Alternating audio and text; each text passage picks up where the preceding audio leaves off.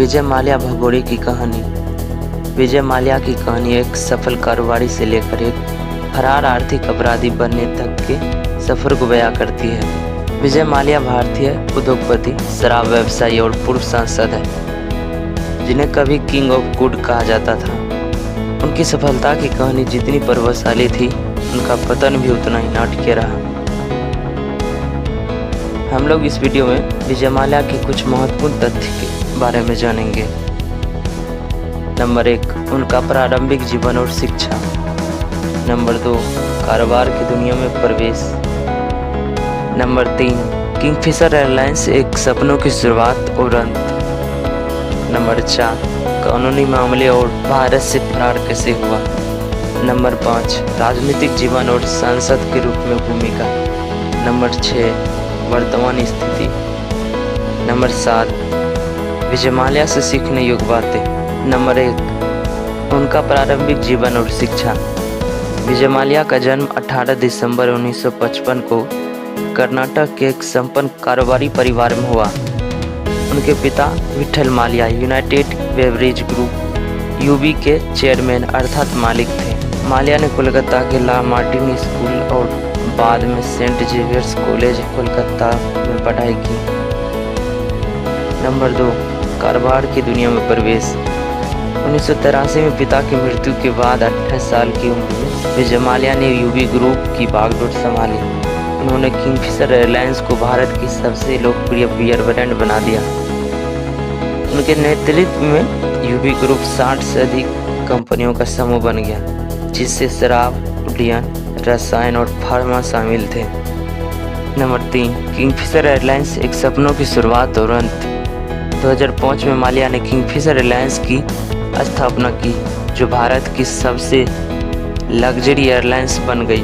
लेकिन बढ़ते खर्च और कर्ज, महंगे ऑपरेशन, खराब प्रबंधन और आर्थिक मंदी के कारण 2012 में किंगफिशर एयरलाइंस बंद हो गई। मुख्य कारण जो किंगफिशर एयरलाइंस के डूबने के पीछे है। महंगी सेवाएं।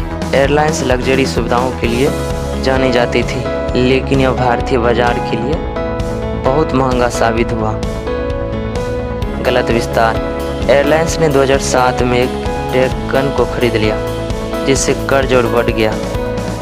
ईंधन की बढ़ती कीमतें, विमान की ऊंची कीमतें ने घाटे को और बढ़ा दिया। बैंकों से भारी कर्ज। एयरलाइंस को बचाने के लिए माल्या ने बैंकों से करीब 9,000 करोड़ रुपए का कर्ज लिया, जिसे वह चुकाने में असफल रही।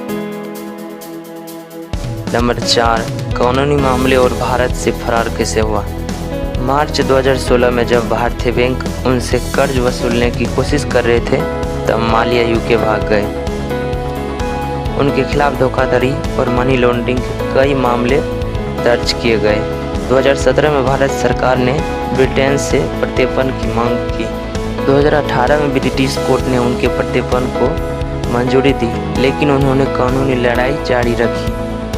2020 तक ब्रिटेन की सरकार ने भी उनके प्रत्यर्पण को हरी झंडी दे दी, लेकिन अब तक वह भारत नहीं लौटे। नंबर 5, राजनीतिक जीवन और सांसद के रूप में भूमिका। माल्या 2002 से 2016 तक राज्यसभा सांसद भी रहे।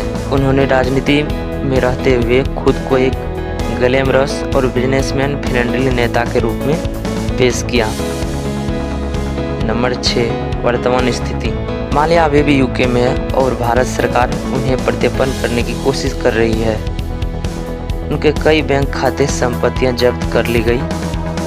2021 में भारतीय बैंकों को 5800 करोड़ रुपये की वसूली हो चुकी है, लेकिन पूरी रकम अभी भी नहीं चुकाई गई। नंबर 7, विजय माल्या से सीखने योग्य बातें। व्यवसाय में अति आत्मविश्वास खतरनाक हो सकते हैं। बिना मजबूत फाइनेंस प्लान के तेजी से विस्तार करना नुकसानदायक हो सकता है। गलत फैसले और खराब प्रबंधन से एक सफल कारोबार भी असफल हो सकता है। निष्कर्ष।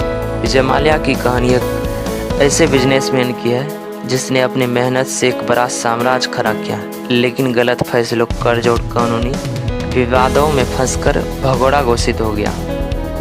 यह कहानी भारत के कॉरपोरेट जगत में सबसे बड़े घोटालों में से एक बन चुकी है। इसी के साथ मैं बिहारी बाबू शहंशाह न्यूज़ से फिर मिलते हैं किसी अन्य भ्रष्टाचारी के घोटालों के किस्सों के साथ।